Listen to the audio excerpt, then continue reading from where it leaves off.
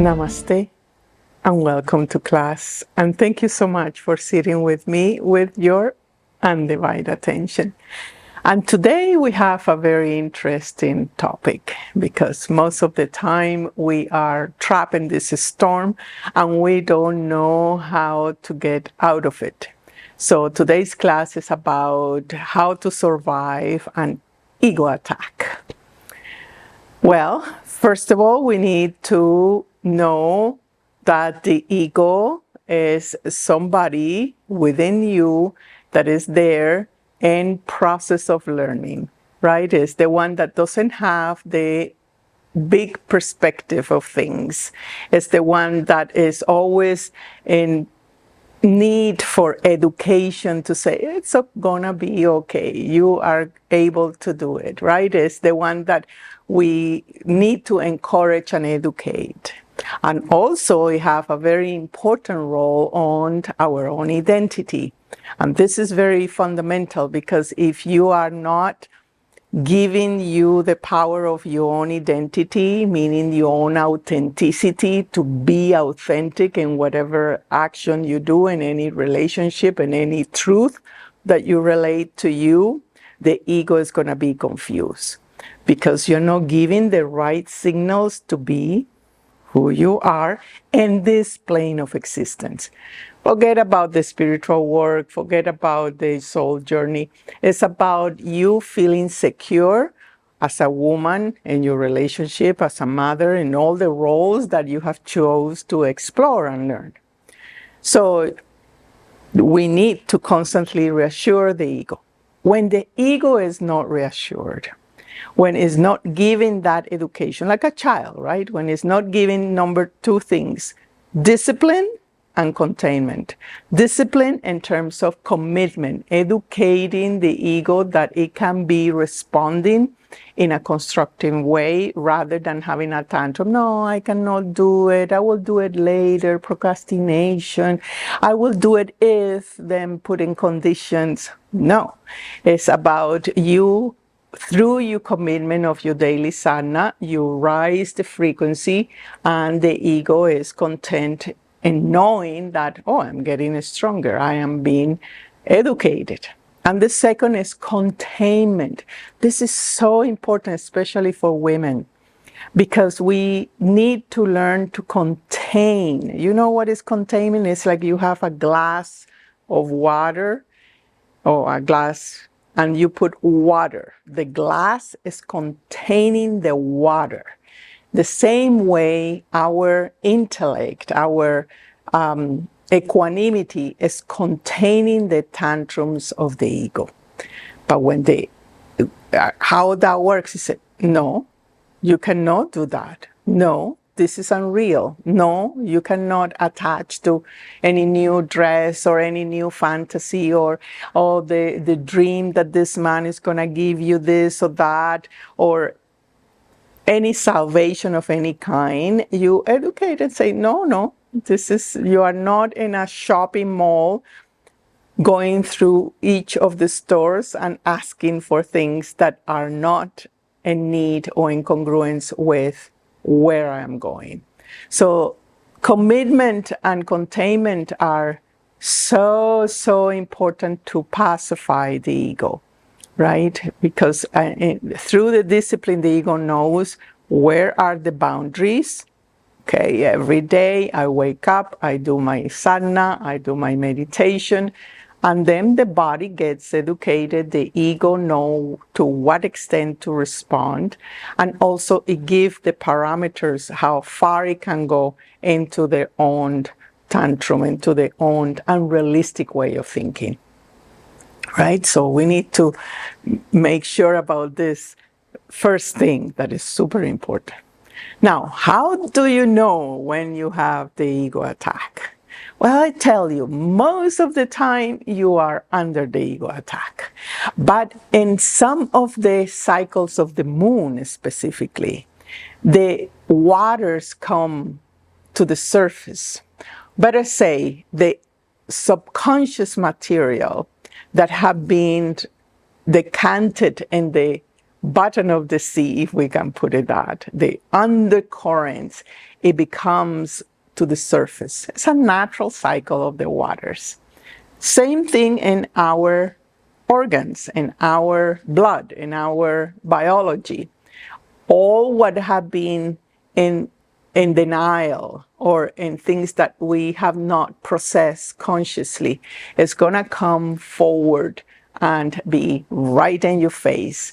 And it's going to be right in the face with certain theme depending of the grace of the moon, what the astrological influences are, where you are in your karma cycles, and many other factors that determine the flavor or the conversation that the ego will tell you, right? The theme that the ego will tell you. But in general, this ego attacks are always in there. And when we are able to put the discipline, the containment, and the awareness, we are able to be a much more peaceful life. So, number one, I know I have an ego attack when I am increasing assumptions. Assumptions. I give you a question. What are your assumptions of how you should love, for example? Right? How to be a good wife or a good partner or a good mother or a good employee. You have a Bible about it in your head. You have certain codes and rules. And that expectations or assumptions that you do have in there are gonna determine certain behavior and certain responses. So let's say that in your mind, to be a good husband, you need to say yes to everything that the wives say. Otherwise, you don't want to produce any discordia or any conflict in the relationship. You say, no, if I go alone and so on, if I have that assumption that if I submit, everything will be calm and peaceful, you are having a ego attack. Because under the assumption, sooner or later, you are betraying your authenticity. You are betraying your spontaneous, organic way of responding in the moment to your presence and in relation to something outside of you. That become angry. Then you have these panic attacks and you have these anger attacks and you have these emotional outbursts because you are betraying yourself. This is an accumulation, right? You don't notice, but the moon comes and then you get all excited about something that is not necessarily constructive. So this is something that you need to monitor and really sit and say, what are my assumptions regarding certain roles, certain things, right? So this is a place of inquiry. The second thing that you know you have an ego attack is when the ego loves to threat you. It loves to threat you. Threat your existence. You are not going to survive if you don't have a certain amount of money in the bank. If that amount of money, which is representing survival, need to be to a certain degree larger so I can have guarantee that I will exist in 2 years, 3 years, and so on and so on. And that comes the part of I need to save, I need to write. I'm not saying don't save, but the compulsion that the ego is always threatening you to your existence of, or if you take a holiday, if you invest in something else, if you just stay at home and do nothing and enjoy a pleasurable day, oh, you're losing time, you're losing, you are not making money. So that the doer and the pusher that, oh, you always have to be in front of the cannon in order to survive. Otherwise, you won't survive, right? So that is an ego attack. The ego is always concerned about existence because deep down, the ego knows that is not permanent. The ego is just a passage entity while we have the form. Once we die, we may incarnate in something else, and the sense of identity will be completely different. So the ego knows that is impermanent, and it have from time to time these panic attacks where it say, how I'm going to survive? What is it that I need to do to survive? So rather than tapping into the flow and into the synchronicities of life, rather than following and being aware of what has been given to you and how you can synchronize those opportunities with your own passion, you respond to what is in front of you. You say, oh, I got this opportunity, and this lead me to something else, something that I don't know. It's a new territory. Then you gain enthusiasm, you get more vitality. Why? Because you are exploring something that is not a rigid life. It's a living life. It's a moment where you need to be artistic. You need to construct something from things that you don't know, right? So most of us, conscious or subconscious, are always under the threat of the ego that we are not going to survive. And of course, that attach of how I am going to survive. So in that how, if you say how or what I need to do in order to survive, you're having an ego attack. And the consequences of that is slavery, because then the doers start to come in motion. I need to do it, and I need to do it perfectly. I need to do it constantly. I always have to be thinking about it. And that thought of getting out of your pleasantness, of your presence, of your blissful state, it takes you away. The ego takes you away. And again, what is the result? Anger. You don't like it. You want to have your time. You want to have your processes and to live, basically. So that the how, when they say, oh, how I am gonna do this, and you become very cunning and calculated, and the logic comes in, and then the logic start to increase, and you start thinking all the time, and the thoughts start to be in loops. You are having an ego attack. The third thing is, you want to fix things. The ego loves to maintain certain, is rigidity, but it's also anal, if you forgive me that word. It's a very anal way of maintaining things in the concept of how perfection should do. Not only your environment, like everything have to be in certain way, but the persons around you have to be in certain way, have to respond in certain way. And of course, if they don't, you have an advice, you have an opinion, you say, well, you should do it this way rather. So you extract from your own wisdom to manipulate others, just to keep the peace around, so you don't have to deal with something new or something that shake your world. So in the fixing things, you can become very rigid, and it becomes very constricted in the terms that you don't give room to think in disorder and chaos.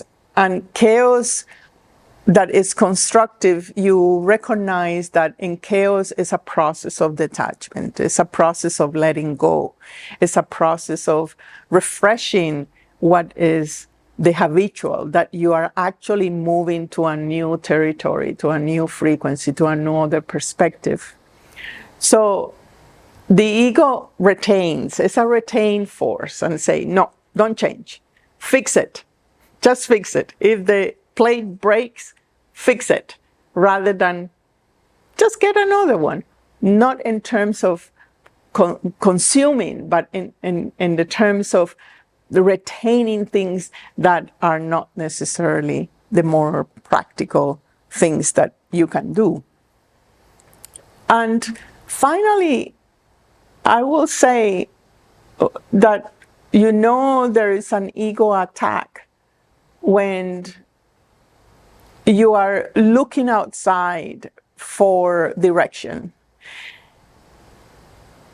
You're so debilitated inside. You're so losing the energy, the prana, because of the ego attack that is just punching you on the face here and there and making you a slave and so on. That you say, as a way of surviving, say, what is going on outside? Oh yeah, all social media is dressing in red. I will dress in red. I won't take the time to be authentically me. I don't take the time to commit. I don't take the time to contain me. And in that, of course, the debilitation, it becomes more and more because you're out of your power. You are not really encouraging you or educating you or seeing yourself as the best you are in the moment. So you start leeching into the energy of others. You start expecting to be loved. You're expecting to be given. You start to begging. You start begging. So can you give me attention so I can validate myself? Can you give me money? Can you give me this? And if you don't, then the result is what? I resent and I get angry. So you can see that all these different factors of ego attacks at the level of the personality and at the level of the emotions and at the level of your mind, concepts and beliefs, they all funnel down to the debilitation of yourself. You don't know where you're going. You don't know what is your passion. You don't know what is right, what is wrong, what you have put out, what you should accept, and it becomes a big mess. So how to get out of this? I'll give you some tips that they have to be under the line of commitment and containment. But to cut that, just to make it a sharp cut from the ego attacks is, number one, do something radical and new. Let's say, take a cold shower, hike a mountain, go into scuba diving, jump a parachute, anything that is safe and that it makes some kind of thrilling and at the same time reaffirming that, yes, I can cross my limitations. This is so important. The other one is more simple. It's more of a feminine part, right? The first one is like a masculine determination. Okay, I'll cross it. I'll do it. I'll make it happen. The other one is about nourishment. It's about changing your food. Sometimes these attacks are product of the cow that you ate, and the cow have died with this fear and that existential threat. And you don't know, but if you're sensitive, and we are all, you will feel it. So clean your diet. Make things that are things that you like. Know what is saying in the diet that this is better. No, just follow your body, your age, your lifestyle, etc., and give yourself something that it feels good, even if it's the sleep, the massage, something nourishing, the feminine. You have to go with the feminine and the masculine energy full to the attacking the ego. So, and the last one advice I will see that is the more powerful,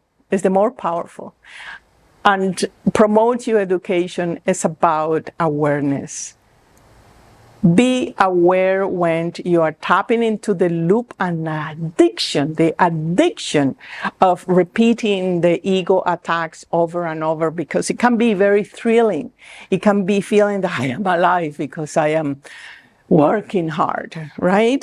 So you're tricking yourself. But if you're aware, if you are really taking note of this lesson, sweethearts, and you are aware, you say, oh, I am tapping into that, and I can change it.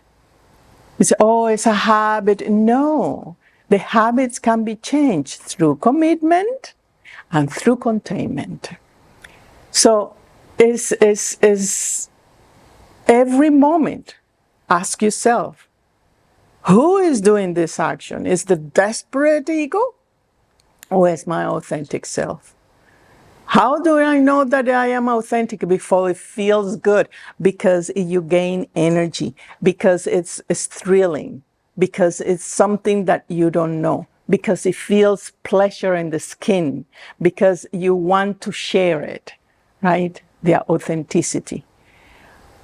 So it's about promoting yourself rather than de-promoting yourself, and being aware of that.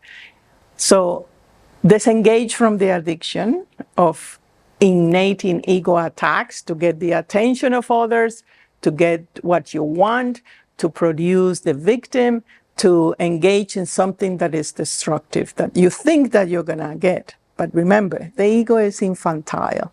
The ego needs education, and not from others, and not from the pain that you may produce.